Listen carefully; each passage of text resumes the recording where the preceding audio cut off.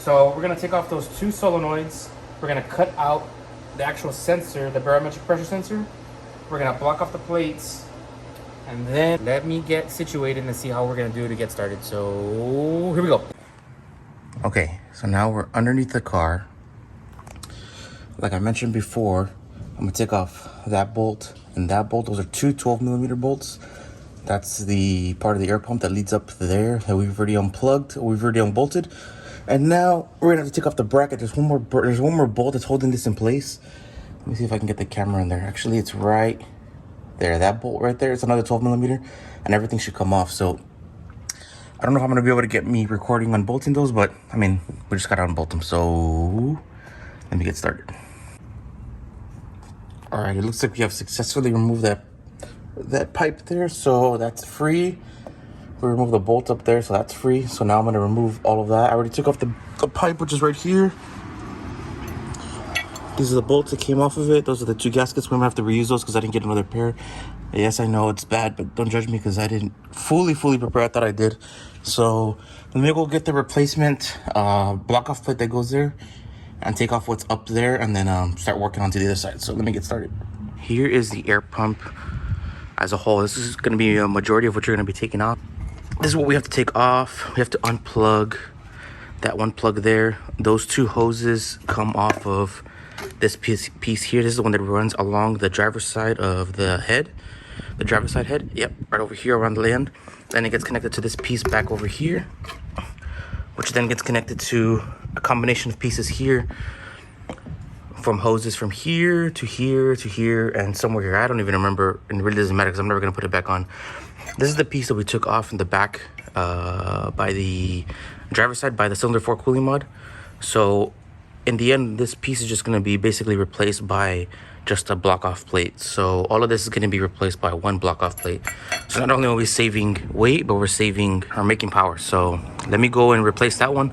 The other one on the passenger side is a little more complicated, and we're going to have to take off the turbo to get to it. So the other sensor came off of this piece right here.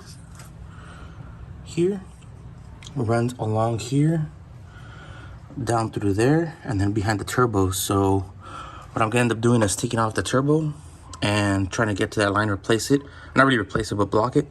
And then while we're there, we're probably gonna replace that return line right there. This is part of the feed line, all of that through there, through here. And then that one right there that goes up to the top of the turbo, which is right there. Okay, this is what was supplied with it. This is the one that goes on the driver's side. This is the one that goes on the passenger side. You get two sets of bolts. I don't know if you can really tell here, but two of them are larger than the others. So the two larger ones go with the larger part, and the two smaller ones go with the smaller ones. So I'm gonna put these on right now and then start working on taking off the other ones so we can replace it with this.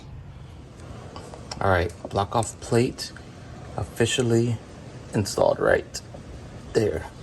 So now if I come over to the driver's side, the passenger side, I want to see if I can see where the other one is. Maybe I don't have to take off the down pipe, up pipe, but I can't even see where it is.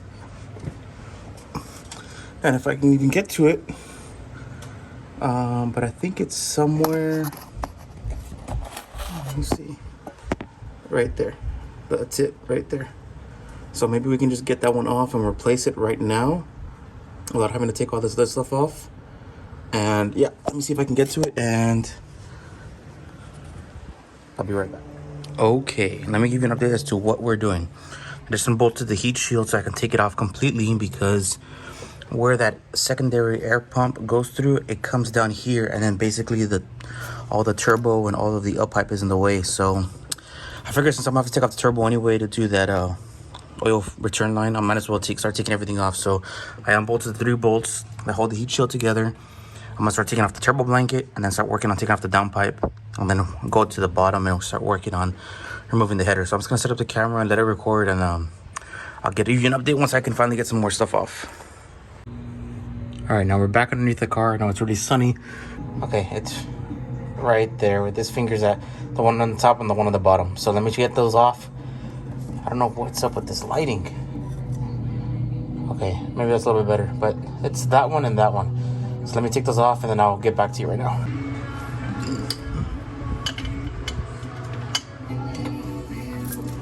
Okay. This one goes on the top, one goes on the side. Okay.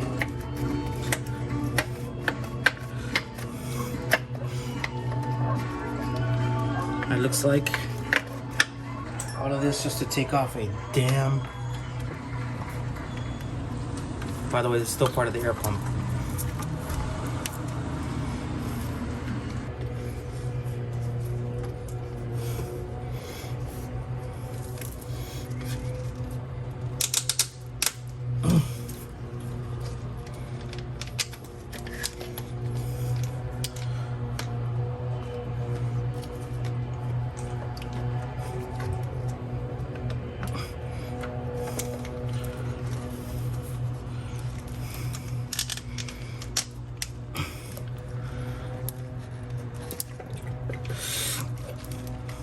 Wow. All right.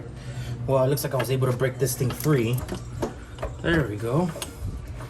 Okay, Subaru people, I swear to God, I'm going to find you. We're not done with the air pump delete.